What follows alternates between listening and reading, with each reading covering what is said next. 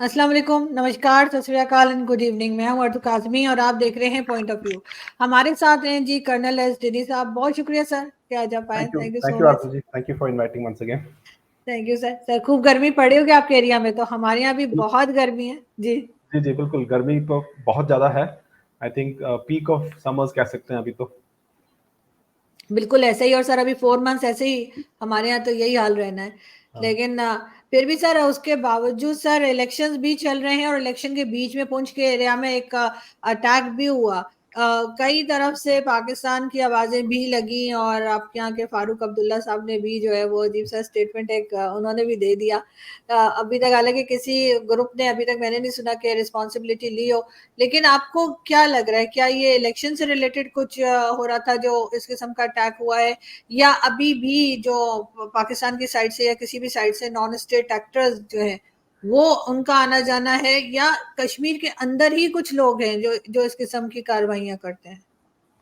देखिए आजू जी, कुछ दिनों से अगर हम ये ठीक से अगर बोले तो पिछले साल जनवरी से, दैट इज 2023 जनवरी से ही हमने एक एक डिफरेंट टाइप ऑफ ऑपरेशंस देखे हैं जम्मू एंड कश्मीर में, जिसका फोकस पुंछ राजौरी सेक्टर में आने लगा। पहले तो कश्मीर की जो वैली थी वहां पर सबसे ज़्यादा अटैक्स और सबसे ज़्यादा वायलेंस होता था, लेकिन वहां से हटके पुंछ और राजौरी जो कि एक टाइम में बहुत ज़्यादा एक्टिव था, 97 से लेकर मेरे ख्याल से 2000 के जो शुरू के जो सालों हैं वहां पर काफ़ी एक्टिव एरिया था, वो लाइव एरिया था।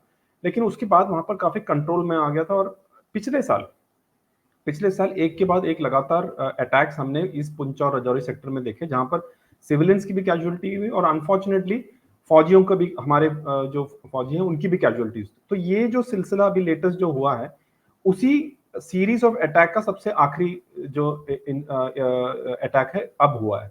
तो ये क्यों हो रहा है और कैसे हो रहा है, जैसे आपके जो क्वेश्चन है उसी में मैं ये कहना चाहूंगा कि सबसे पहली चीज तो देखिए, जो कश्मीर वैली है, कश्मीर वैली में भारतीय सेना या आर्मी का एक काफी अच्छा काउंटर टेररिज्म ग्रिड बना हुआ है। तो वहां पर इस तरह के ऑपरेशंस, जिस तरह से अभी यहाँ पुंछ राजौरी सेक्टर में कर रहे हैं, उस तरह का ऑपरेशंस वहां ऑलमोस्ट नामुमकिन जैसे ही हो गया है, क्योंकि उतना तगड़ी वहां पर counter terrorism infiltration, counter terrorism grid है। लेकिन पुंछ और राजौरी सेक्टर में क्या है, एक तो वहां इन्फिल्ट्रेशन ईजी है क्योंकि वो टेरेन इस तरह से इन्फिल्ट्रेशन करना ईजी है। दूसरी चीज, वहां से उस इलाके से कुछ एक आरआर के यूनिट्स, लद्दाख के जो इशू जब हुए थे 2020 में, तो यहां से उठ के वहां चले गए थे। तो एक वैक्यूम टाइप है, मैं ये नहीं कह रहा कि कंप्लीटली खाली हुआ है, लेकिन कुछ ट्रुप्स जरूर गए थे। तो जहां भी टेररिज्म होता है, और हमारे भी एक सीनियर ऑफिसर ने भी सही कहा है कि ये टेररिज्म पानी की तरह होता है, जहां कम रेजिस्टेंस होती है उस तरफ बहता है। तो जहां पर ज्यादा रेजिस्टेंस मिलेगा तो वहां रुकते नहीं है, जहां पर कम रेजिस्टेंस होता है पानी की तरफ वहां बहते हैं। तो मेरे ख्याल से जहां पर उन्होंने देखा कि इस इलाके में अभी फौजी थोड़ा कम हो गए, तो वहां पर उन्होंने अटैक करना शुरू किया। और उनकी अटैक भी बहुत सोची समझी अटैक है। उन्होंने वहां पर they have not engage in, जो कहते हैं ना, जो लास्ट मैन, जो मतलब फाइट करने वाला, वैसा नहीं है, एम्बुशेस कर रहे हैं। मतलब जब रोड आते हैं तो दोनों तरफ ऊपर बैठे होते हैं, वहां से फायर करते हैं, गाड़ियों के शीशे पे पहले फायर करते हैं, उसके बाद गाड़ियों पे लगातार फायर करते हैं और फिर वहां से निकल जाते हैं। वहां पर खड़े होकर वो फायर फाइट या उस तरह से फाइटिंग करने का वो जो है वो नहीं कर रहे हैं वो। तो ये इस तरह का एक टैक्टिस है कि बेसिकली पाकिस्तान से जो हैंडलर्स हैं वो ये चाहते हैं कि कश्मीर की जो मुद्दा है वो हमेशा लाइव रहे। तो अगर कश्मीर की मुद्दे को लाइव रखना है तो कश्मीर वैली में थोड़ा सा मुश्किल हो रहा है उनको। तो इस इलाके में खासतौर पे जहां पर फौजी कम है अभी, तो उसको लाइव रखने के लिए उन्होंने ये एक नया ऑपरेशन स्ट्रैटेजी बनाया है, जो कि कॉन्वॉइस के ऊपर अटैक कर रहे हैं, फौजियों के जो मूवमेंट के उसके ऊपर अटैक कर रहे हैं। तो मेरे ख्याल से ये लेटेस्ट है और उनका टाइमिंग भी बहुत सही चुना है। और आपने सही कहा कि जब इलेक्शंस होते हैं, खासतौर पे भारत पे जब भी इलेक्शंस होते हैं, तो वो हमेशा, क्योंकि पूरी की पूरी दुनिया का नजर उस टाइम भारत के ऊपर होता है। और खास तौर पे जो इस डिस्ट्रिक्ट है जहां पर इलेक्शन मई 25 को होने वाला है, जहां पुंछ और राजौरी, तो उससे पहले एक अटैक करने से क्या होता है, अब लाइमलाइट पे आ गया। तो मेरे ख्याल से ये एक कश्मीर के जो मुद्दा है उसको लाइव रखने का एक और अटेम्प्ट है। सर मैं ये तो नहीं कहूंगी कि पाकिस्तान की तरफ से कभी कोई गया ही नहीं या अब हमारे यहाँ से कभी बोला ही नहीं गया कश्मीर को लेकर। बिल्कुल स्टेटमेंट्स दी जाती हैं और कई बार ये भी कहा जाता है कि जी नॉन स्टेट एक्टर हैं तो हम क्या करें। इस किस्म की स्टेटमेंट्स भी आई हैं। उससे पहले कुछ सालों पहले हमने देखा था कि हाफिज सईद को जब इन्होंने अरेस्ट नहीं किया था या हाउस अरेस्ट नहीं किया था, तब उसकी स्टेटमेंट भी आया करती थी। तो वो एक टेंशन तो चलती है। लेकिन अगर हम जैसे बलूचिस्तान को देखते हैं तो बलूचिस्तान के लिए बार बार पाकिस्तान कहता है कि जी भारत जिम्मेदार है, जी भारत की तरफ से ये हो गया, भारत की तरफ से वो हो गया। लेकिन कई बार अंदर जो लोग हैं बलूचिस्तान के अपने जो एक्टिविस्ट हैं या अपने जो लोग हैं, वो भी किसी ना किसी वजह से गवर्नमेंट से नाराज होते हैं, तो वो इस किस्म की कोई ब्लास्ट या कभी कोई चीज करते हैं जिससे कि गवर्नमेंट की अटेंशन हो या पूरा दुनिया उनकी तरफ देखना शुरू कर दे। आपको नहीं लगता कि पाकिस्तान के साथ तो चले जो टेंशन कश्मीर की है सो है, लेकिन कश्मीर के अपने अंदर भी कुछ ऐसे एलिमेंट्स हैं, कुछ ऐसे लोग हैं जो इस किस्म के अटैक्स को जो है वो प्लान करते हैं और उसके बाद उसको करते हैं ताकि वो अपना कोई भी सही गलत मैं उसमें नहीं पढ़ूंगी लेकिन कोई मैसेज देने के लिए, कोई बात करने के लिए, या आप समझते हैं कि नहीं सिर्फ और सिर्फ पाकिस्तान ही रिस्पॉन्सिबल है? देखिए आंसू जी, एक टाइम मैं ये मानता हूँ कि पहले जब था तो कश्मीर के जो, और मैं जब कश्मीर बोल रहा हूँ ये जम्मू एंड कश्मीर, ये जो पुंछ राजौरी, ये पूरा के इलाके को लेके बोल रहा हूँ, लद्दाख को छोड़ के बोल रहा हूँ मैं। तो एक टाइम था जबकि लोगों के अंदर एक भावना थी कि हमें इग्नोर किया जा रहा है या हमें जितना जिस तरह से हमें देखना चाहिए उस तरह से नहीं मिल रहा। वो उसका भी कारण ये है कि जो वहाँ के लोकल पॉलिटिशियंस है उन्होंने अपने जो फायदा के लिए इस तरह का नैरेटिव्स क्रिएट किए थे कि ताकि वो कश्मीर अलग, कश्मीरियां अलग और भारतीय के बाकी लोग अलग करके इस तरह के नैरेटिव उन्होंने किया था। लेकिन ग्राउंड पे हालात वैसे नहीं थे। अब क्या है, वो चेंज बिल्कुल हो गया है। अब आप देखिए, मैं इसलिए बोल रहा हूँ कि जहां पर सबसे ज्यादा प्रॉब्लम होना चाहिए तो कश्मीर में जो जो वैली है वहां वायलेंस बहुत ज्यादा कम आ गया है। आप पिछले साल देखिए 2022 में मेरे ख्याल से 1.8 करोड़ के आसपास टूरिस्ट आए, 1.8 करोड़। और पिछले साल तकरीबन 2 करोड़ के ऊपर टूरिस्ट आ रहे हैं। तो उधर इतना ज्यादा डेवलपमेंट आ रहा है। आप देखिए टनल है, जो वर्ल्ड्स हाईएस्ट टनल है वो बन रहा है, वर्ल्ड्स लॉन्गेस्ट टनल है वहां बन रहा है। एम्स जो ऑल इंडिया मेडिकल इंस्टीट्यूट है, इंडियन इंस्टीट्यूट ऑफ टेक्नोलॉजी है, ये सब चीजें जो इंफ्रास्ट्रक्चर डेवलपमेंट, यूथ के लिए जो प्रोग्राम्स हैं, ये सब कुछ कश्मीर में आ रहा है। तो आज के तारीख में जैसे आप भी जिस जिस मीडिया में हो, सोशल मीडिया में इतने एक्टिव रहते हो, तो आजकल क्या है, कोई भी चीज को छुपाया नहीं जा सकता आरजू जी। चाहे हम, मतलब मैं बोलने से या आप बोलने से लोग शायद नहीं मानेंगे, लेकिन जो ग्राउंड पे हो रहा है वहां पर हर आदमी जर्नलिस्ट है, हर आदमी इन्फ्लुएंसर है। कश्मीर में आज तो हर आदमी अपना यूट्यूब चैनल और सब कुछ कर रहा है। तो मेरे ख्याल से मैं ये नहीं कहूंगा कि 100% हमने सारे हल प्रॉब्लम का हल कर दिया, लेकिन जिस तरह से पहले होता था कि ये जो नैरेटिव था कि हमारा वहां पर देखभाल नहीं हो रहा, वो से हट के अब वहां पर भारत माता की जय और इस तरह की चीजें वहां पर ज्यादा होने लगा है। उसका कारण ये है कि लोगों के इश्यूज को एड्रेस किया जा रहा है, लोगों के जो डेवलपमेंट इश्यूज हैं, जो जो रोजी रोटी की वाली बात है, उसको एड्रेस किया रहा है। लेकिन अभी भी बहुत सारी चीजें करना है। तो इस सिलसिले में जब हम देखते हैं ये जो चीजें हैं, अभी जो हो रहा है वो कैलिब्रेटेड हो रहा है फ्रॉम पाकिस्तान, जो डीप स्टेट है वहां से हो रहा है। यस, मैं ये मान सकता हूं कि यहाँ पे भी कुछ लोग हैं जो उनको सपोर्ट करते हैं। वो तो हर जगह पर होते ही होते हैं। जैसे आपने बलूचिस्तान का नाम लिया, तो उस तरह पे वहां पर लोकल्स भी होंगे, उनको पैसे के लालच होगा, कोई किसी किसी और वजह से लालच होगा। मैं ये नहीं बोल रहा कि 100% यहाँ पर कोई नहीं है, यहाँ के भी लोकल्स हैं, उनका अपना अपना कारण होगा। लेकिन जिस हालात में थे पहले, जो रिजेंटमेंट थी, जो जो जिस तरह के, वो हट गया है आरजू जी, वो कंप्लीटली हट गया है। चाहे वो कश्मीर में हो, चाहे वो जम्मू में हो, और खासतौर पर इस इलाके में ये जो रजौरी पुंछ सेक्टर जो कि दोनों के बीच का बफर टाइप बनता है, वहां पे भी लोगों के अंदर ये बदलाव आ रहा है कि उनको वहां रिजर्वेशन मिल रहे हैं। तो कई सारी चीजें हैं जो जिनकी वजह से जो हालात पहले थे, आजकल आज वो जेन्युइन सा कोई रीजन नहीं है जिसकी वजह से अगर मैं आपकी बात मानूं कि लोगों के अंदर ही इतना ज्यादा गुस्सा आ गया कि वो करे, वो जेन्युइन कोई रीजन आज की तारीख में नहीं है।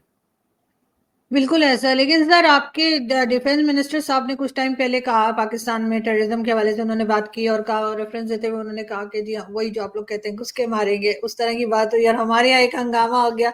उसके नेक्स्ट डे उन्होंने कहा कि जी पाकिस्तान को अगर नहीं संभाला जा रहा, टेररिज्म को नहीं रोक पा रहे, तो हम मिलके भी काम कर सकते हैं। मेरा ख्याल है वो ज्यादा सेंसिबल बात थी जो उन्होंने की। आपको लगता है कि दोनों कंट्रीज मिलकर इस चीज को कंट्रोल करने की कोशिश कर सकते हैं? क्योंकि पहले ठीक है पाकिस्तान की तरफ से सपोर्ट किया जाता रहा जिहादी माइंड को या इस तरह की एक्टिविटीज को, लेकिन कई बार एफएटीएफ में गए हैं, उसके बाद आप जानते हैं कि पूरी दुनिया की तरफ से प्रेशर आया, स्पेशली अमेरिका और कई कई जगह से। तो अब उसको कंट्रोल करने की भी कोशिश की जा रही है। कई अननोन गनमैन वाली स्टोरी भी चली है हमारे यहाँ, और फिर कह दिया गया कि जी भारत की तरफ से किया जा रहा है, और 3 साल में भारत ने हमारे जो है तकरीबन 20 या 22 लोग मार दिए हैं। लेकिन बहुत से लोगों का ये भी ख्याल है कि पाकिस्तान के लोग या एजेंसीज भी कहीं ना कहीं जो है, अगर इन केस अगर 1% मान लिया जाए भारत कर रहा है, तो तब भी एजेंसी जो है पाकिस्तान की वो इन्वॉल्व है, और शायद उनको गाइड कर रही है कि कौन कहाँ है और क्या है। आपको लगता है कि मिलकर ये कोई काम कर सकते हैं? आरजू जी देखिए, कई सारी चीजें हैं जो ओपन डोमेन में होता है और कई सारी चीजें हैं जो ओपन डोमेन में नहीं होता है, और इंटेलिजेंस एक ऐसा चीज है जो 90% जो चीजें हैं वो हमारे और आपके या पब्लिक, आम पब्लिक के सामने नहीं होता। मैं एक एग्जांपल अगर आपको दूं, जनरल परवेज मुशर्रफ साहब का जब वो आई थिंक जब वो जब वो प्रेसिडेंट थे, तो उनके ऊपर काफी सारा अटेम्प्ट हुआ था असैसिनेशन करने का।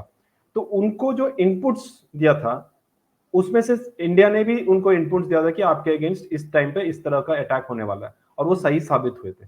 तो मेरे ख्याल से जो इंटेलिजेंस का जो शेयरिंग होता है, वो इंटेलिजेंस शेयरिंग एक सिस्टम होती है, वो हर कंट्री के बीच में होता है, और मेरे ख्याल से खास तौर पे इंडिया और पाकिस्तान के बीच में होना बहुत जरूरी है, क्योंकि ऐसे लोग हैं जो कि बिल्कुल ही रेडिकल, बिल्कुल ही जो बुद्धि से जो बिल्कुल भ्रष्ट हो गए हैं, वो कुछ भी कर सकते हैं।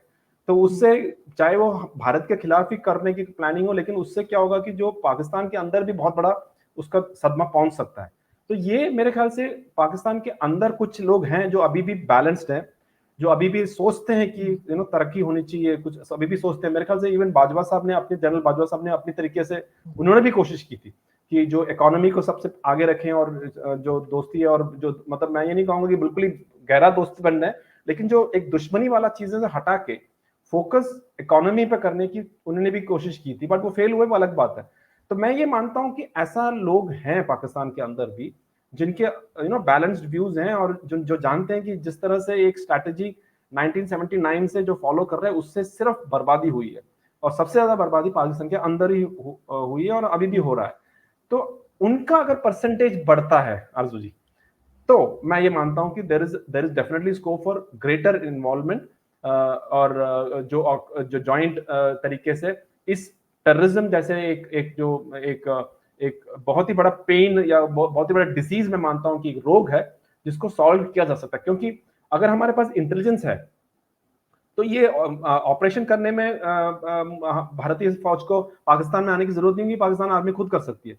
लेकिन इंटेलिजेंस फंडिंग कहां से आ रहा हो, इस तरह के जो रेडिकलाइजेशन को नैप करना, सोशल मीडिया में किस तरह का इंपैक्ट हो रहा हो, इन सब चीजों में मेरे ख्याल से आने वाले दिनों में जब दोनों तरफ ये एक माहौल बनेगा, और खास तौर पे पाकिस्तान की तरफ से, डीप स्टेट की तरफ से एक उस तरह का एक व्यू पॉइंट का मेजोरिटी मिलेगी, तो मेरे ख्याल से दैट पार्टनरशिप हम रूल आउट नहीं कर सकते।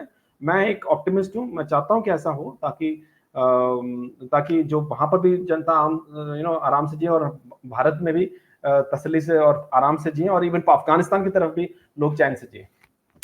सर, ट्रस्ट कैसे हम दोनों कंट्रीज आपस में, हिंदुस्तान पाकिस्तान, एक दूसरे पर ट्रस्ट कैसे कर सकते हैं? एक जमाने में आपको याद है अफगानिस्तान में बहुत प्रॉब्लम थी और कुछ सामान भारत भेजना चाह रहा था, तो हम लोग ये सुनते थे कि पाकिस्तान ने मना कर दिया, पाकिस्तान ने रास्ता नहीं दिया।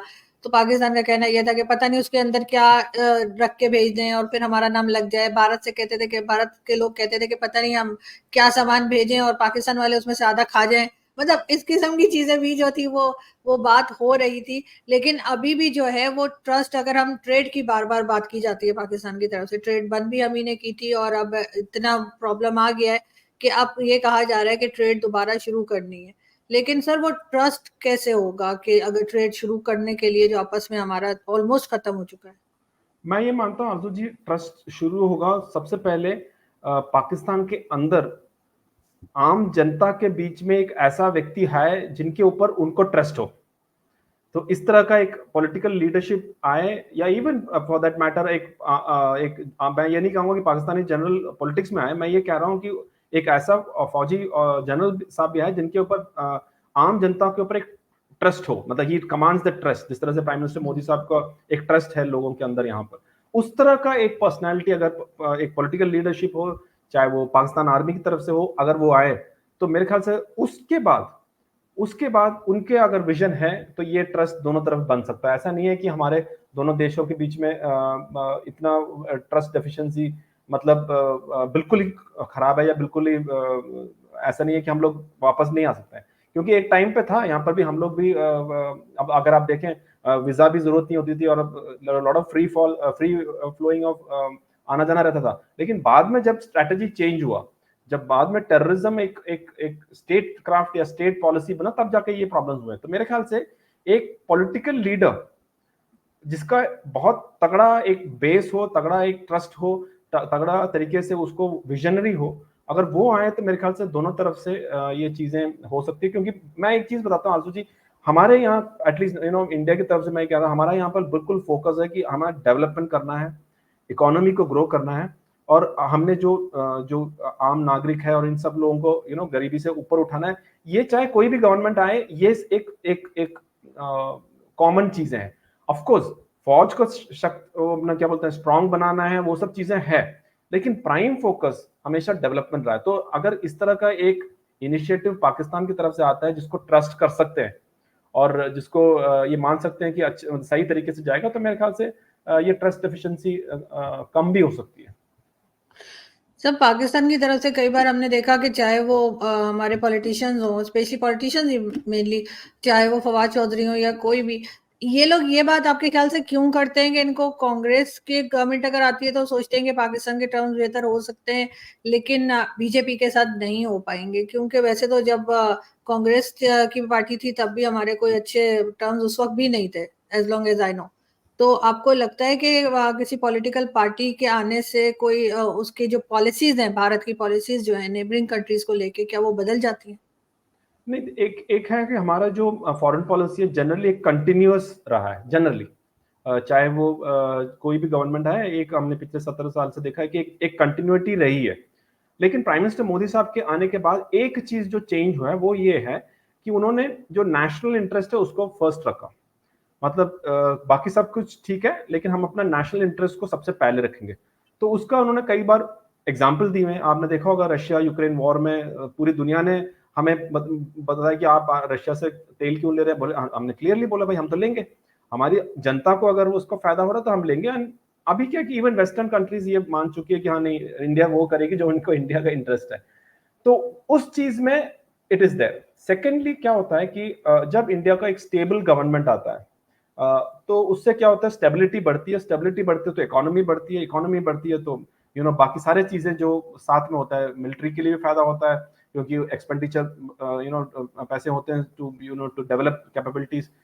तो कई सारे लोग हैं जो पाकिस्तान में ये जो स्टेबिलिटी है वो देखना नहीं चाहते, क्योंकि अगर अनस्टेबल रहे भारत तो वो चाहते हैं कि अगर वैसा अनस्टेबल रहेगा तो ज्यादा फायदा है उनके लिए, क्योंकि उनकी हमेशा कंपटीशन रहा है विद इंडिया कि किसी भी हालत में इंडिया को बर्बाद करना है, किसी भी हालत में इंडिया को दबा कर रखना है। ये चीजें माइंडसेट है, ये आप भी जानते हैं कि ये जो आपने जिनका नाम लिया है ऐसे लोग हैं जो कि लाइमलाइट, उनका बेसिकली लाइमलाइट या उनका यूएसपी इसी में है कि वो नहीं होते हमने बंदूक लेकर चलने वाले कुछ लोग हैं कि मैं आ रहा हूँ फाइट करने के लिए, ऐसे ऐसे उनका यूएसपी ही वही है कि उनका सिर्फ ये कि लोगों को बेवकूफ बनाना कि हम लड़ेंगे भारत से, हम ये करेंगे वो करेंगे। तो वो चाहते हैं कि इस तरह का अनस्टेबल भारत रहे। लेकिन भारत का ये है कि भारत जब भी स्टेबल रहा है, भारत ग्रो किया है and it is doing now also. तो it is not about Congress या BJP, I think it is more about एक stable government. But definitely prime minister Modi sahab का एक फैक्टर तो है, क्योंकि उन्होंने लास्ट 10 ईयर्स में जो चेंजेस किए हैं उससे इवन जो आम जो नॉर्मल कंट्रीज हैं, जो नेबरिंग कंट्रीज हैं, उनके ऊपर भी प्रभाव पड़ा है। ऐसा नहीं है कि उनके ऊपर प्रभाव नहीं पड़ा। मैं तो ये मानता हूँ कि जब वो आए थे सबसे पहले नवाज शरीफ साहब के साथ बहुत अच्छा रिलेशन भी हुआ था। वो आए थे यहाँ पर और उसके बाद भी वो पाकिस्तान में भी गए थे, तो एक बहुत अच्छा चांस था। लेकिन वो chance again it got lost in between. But मैं ये मानता हूँ कि it is more of a stable government being in India. वो कुछ पाकिस्तानी लीडर्स, पॉलिटिकल लीडर्स और डीप स्टेट को वो मंजूर नहीं है। लेकिन सर ये पसंद और नापसंद वाली या फेवरेट गवर्नमेंट तो भारत की तरफ से भी हमने देखा कि जब नवाज शरीफ साहब आए तो फिर भी थोड़ा बहुत ऐसा रहा कि पसंद है, इवन बेनजीर भुट्टो के टाइम पर भी। लेकिन इमरान खान का भी पसंद नहीं आया भारत को। हमेशा इमरान खान साहब की जो है वो लेग पुलिंग हुआ करती थी, बहुत ज्यादा हुआ करती थी। तो ऐसा क्यों था?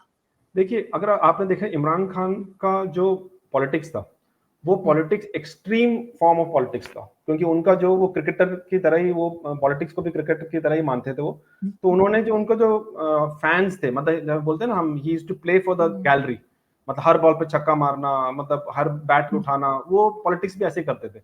और उनका जो फैन बेस था सारे यंग क्राउड थे, जो जिनको आप अपना एक बहुत ही प्यारा सा नाम देते हैं, जो कि बैठे रहते हैं, कुछ ना कुछ करते रहते हैं, यंग वाले जो क्राउड है। तो उनको खुश करने के लिए इन्होंने, इमरान खान ने काफी स्टेटमेंट पे वो देते थे, विच इज नॉट एक मैच्योर पॉलिटिकल लीडरशिप के और खासतौर पे प्राइम मिनिस्टर ऑफ पाकिस्तान के ऑफिस से नहीं आना चाहिए। मुझे याद है उन्होंने एक स्टेटमेंट किया था, एक प्राइम मिनिस्टर मोदी साहब को लग के कि छोटे आदमी बड़े ऑफिस समथिंग लाइक दैट, उस तरह का। तो this is not the way दो प्राइम मिनिस्टर्स के बीच में होने। इवन नवाज शरीफ साहब ने कभी भी ऐसा नहीं कहा। इवन ऑफकोर्स क्रिटिसिज्म किया है, ऐसा नहीं है कि क्रिटिसिज्म नहीं किया, या तीखा शब्द भी यूज किए, लेकिन एक लेवल होता है, एक लिमिट होती है जो कि क्रॉस नहीं करना चाहिए।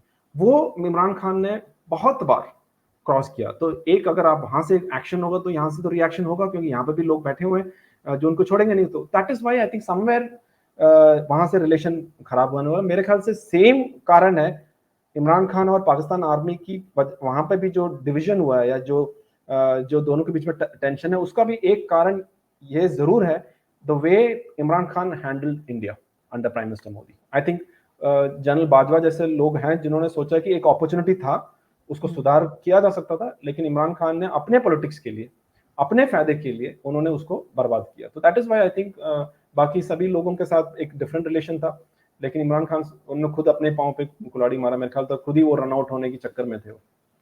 बिल्कुल ऐसा ही है सर। बल्कि मुझे याद है कि 2012 में जो है, उस वक्त इमरान खान के फॉलोअर्स बहुत थे, यंगस्टर्स जितने भी कॉलेज यूनिवर्सिटी के स्टूडेंट्स थे। तो मुझे जो है वो पीएमएलएन के अभी भी मिनिस्टर हैं वो एहसन इकबाल साहब, उनके ऑफिस में कोई किसी को मैं जानती थी, तो उन्होंने मुझे इनवाइट किया और कहा कि जी अब एक रिपोर्ट बना के दें कि आखिर यूथ इमरान खान की तरफ क्यों जा रही है। बिकॉज ही थॉट के मैं भी उस वक्त फ्रेश, मैंने मास्टर्स किया था, तो मैं कुछ बता पाऊंगी। तो मैंने जो रिपोर्ट दी तो उसके बाद उन्होंने कहा कि दोबारा शक्ल मत दिखाइएगा। तो मैंने उनको बोला कि तो मैंने बोला सर अगर आपको लग रहा है कि आप ठीक कर रहे हैं तो फिर करते जाइए, फिर आप पूछ क्यों रहे हैं? और अगर आप पूछ रहे हैं तो फिर तो हम बताएंगे ना कि इमरान खान की तरफ क्यों जा रही है। तो वो हमारे ये भी बड़ा प्रॉब्लम है कि हम बिल्कुल भी क्रिटिसिज्म जो है ना वो बिल्कुल बर्दाश्त नहीं है किसी भी पार्टी के अंदर। उसी लेकिन की सर वजह से आरजू जी, मतलब टाइम शायद खत्म हो रहा है, तो नहीं नहीं नहीं जी सर, हाँ, तो वो उसी का, इमरान खान का ही एक गिफ्ट है पाकिस्तान आर्मी के लिए, जो May 9 कल आपका वहां पर जो आप पाकिस्तान आर्मी जो ब्लैक डे मना रहा है, इमरान खान का ही वजह से ही हुआ है। मैं ये मानता हूँ कि क्योंकि इस तरह कभी भी पाकिस्तान आर्मी के इतना ज्यादा लोगों के अंदर गुस्सा कभी नहीं होता था, लेकिन उन्होंने जिस तरह से उसको फैन किया, जिस तरह से उन्होंने उनके खिलाफ एक ऐसा, मतलब मैंने कभी नहीं देखा कि एक देश के प्राइम मिनिस्टर या टॉप मोस्ट लीडर अपने ही पाकिस्तान, अपने ही आर्मी के खिलाफ इतना ज्यादा करना, which is as a soldier, as a फौजी, मुझे भी अच्छा नहीं लगा था कि जिस तरह से, ऑफ कोर्स पाकिस्तान आर्मी जो करे वो उनका वो है, बट फिर भी क्योंकि एक जनरल साहब के घर के ऊपर ही रेड मार दिया लोगों ने, पता नहीं फ्रिज से खाना लेके जा रहे हैं, कहीं से कुछ लेके जा रहे हैं। ऑफ कोर्स मैं ये नहीं कह रहा कि पाकिस्तान आर्मी के लोगों ने बहुत अच्छा काम किया, बट फिर भी आम जो एक फौजी की तरह अगर देखा जाए, इट डिडंट लुक गुड। वो उससे एक मेन कैरेक्टर या मेन जो रीजन है मिस्टर इमरान खान है। बिल्कुल ऐसा ही है। लोग खैर बात तो पहले भी किया करते थे, लेकिन इमरान खान के बाद ज्यादा ये चीज हो गई, और स्पेशली सोशल मीडिया की वजह से भी ये बात ज्यादा फैली कि ऐसा हो रहा है। लेकिन सर देखते हैं कि किस तरह से चीजें आगे बढ़ती हैं और इलेक्शन के बाद क्या होता है, आपके इलेक्शन के बाद क्या होता है। Thank you so much for joining us. Thank you thank you sir, thank you sir.